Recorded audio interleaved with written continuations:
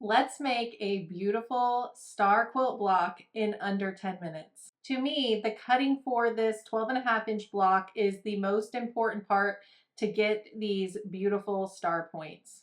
We'll be making 4 flying geese blocks to get those points. So here are the cuts you'll need. You'll need fabric for a background and then fabric for the star.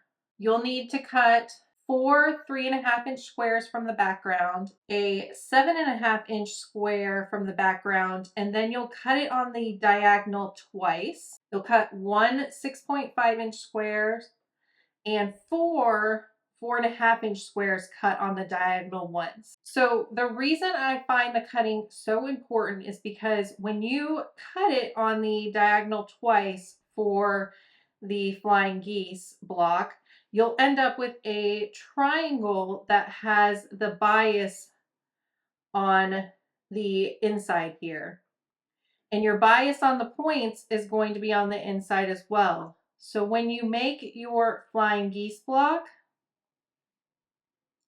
your bias is together, but the outside of this block is going to be nice and stable. It's not going to be really stretchy. So when you bring your star block together, it'll be nice and stable and you're not going to be warping it anyway.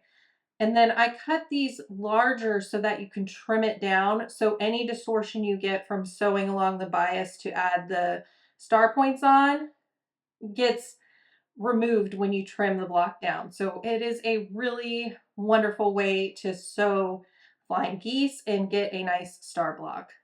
Okay, so to sew the flying geese block, you're going to take that background triangle and one of the wings that you're going to sew on and place it right sides together and then sew a 1/4-inch seam. It's okay that you're going to have overhang. One thing you want to focus on is just lining up at the bottom of the flying geese and make sure that's nice and straight. So you're just going to sew across here. All right, so you sewed across there, you got your 1/4-inch seam, and now you're going to gently press, finger press to make sure you're not stretching it too much. I mean, again, we are going to trim this down, so it's okay if it gets stretched a little bit. So finger press, and then just press it really well with the iron.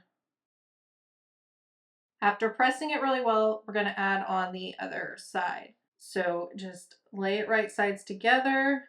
Again, you're going to have some overhang and that's okay. Just focus on making sure it's nice and even there at the bottom and then sew your 1/4-inch seam. We have that 1/4-inch seam sewn. So now what I like to do before I press the block is to trim off this little flap here. Just trimming this off now leaves less bulk when you press it and it just makes it a lot more even and flat for trimming. So again, just gently press it over with your finger again and then press with the iron. All right, and so now the flying geese block is ready to trim to 3.5 by 6.5 inches. So I'm going to line the flying geese trim lock up on the block, and I have these etched lines that are lined up with my seams, and I have a 1/4-inch built in around.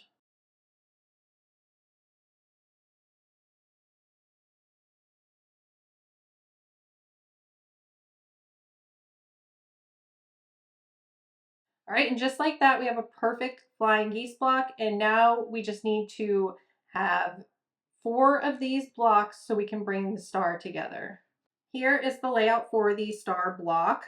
The layout is so simple. You just really want to make sure your star points are facing in the correct direction and then the star comes together beautifully. So how I like to sew this together is by sewing the first squares in the first row together. I don't cut the thread and then I sew the next 2 right sides together and then the next 2 in the last row. So I just sew a 1/4-inch seam across here. I don't break the thread and it just chain pieces these all together. All right, so here is how that will look. So this serves 2 purposes. It just, one, makes it easier, I think, to keep them all together, but it also ensures that you keep the proper layout for the block so you're less likely to make mistakes. So I love to sew blocks together this way if I can. Now, I press the seam here toward the background square. So the seam is laying toward the square. And then in the center, I press it toward the larger square. You can see we got a really nice point here on our star. So just finger press that. And then here in this bottom row again, we're going to press toward the solid square, the background square. And then for these last squares, we're going to sew them right sides together, just like this. So we're going to be sewing a 1/4 inch seam across here, not breaking the thread again. All right, so here's how the block looks after sewing that 1/4 inch seam, and I did not cut the threads again. We're going to press this row. The seam is going to be pressed out toward the background square again. Middle in toward the larger square. Got a beautiful point here. And then out toward the smaller background square again. Now I'm going to press all of these seams with my iron.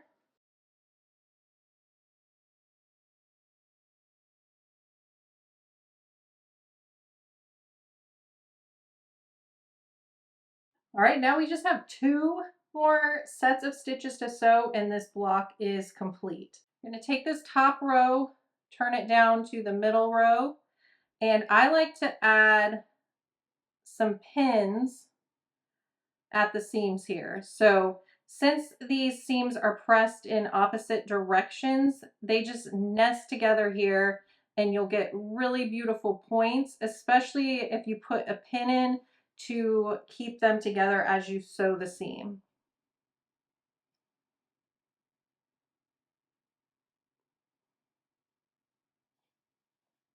So sew a 1/4 inch seam. All right, so that seam is sewn. And I like to press that seam toward the middle as well. There's just a lot less bulk that will turn up across here if you press the seam in toward the middle.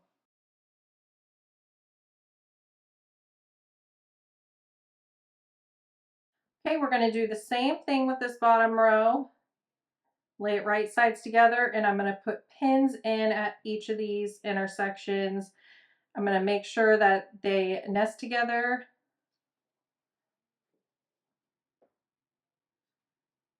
And add a pin. The nice thing is you can really feel them connecting together almost like a puzzle piece. Okay, sew a 1/4 inch seam. Okay, that 1/4 inch seam is sewn. And now again, I'm going to press toward the middle row. Finger press first. And then add some heat with the iron.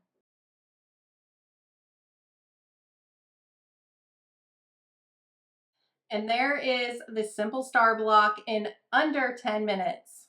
I love making this star block and it comes together so easy. Be sure you are subscribed to my channel because in my next video, I'm going to share another beautiful quilt block with you and it pairs so well with this star block. It will come together in a beautiful quilt. And in that video, there will also be a free PDF available for that quilt pattern. Thanks so much for watching and I'll see you in the next video. Bye.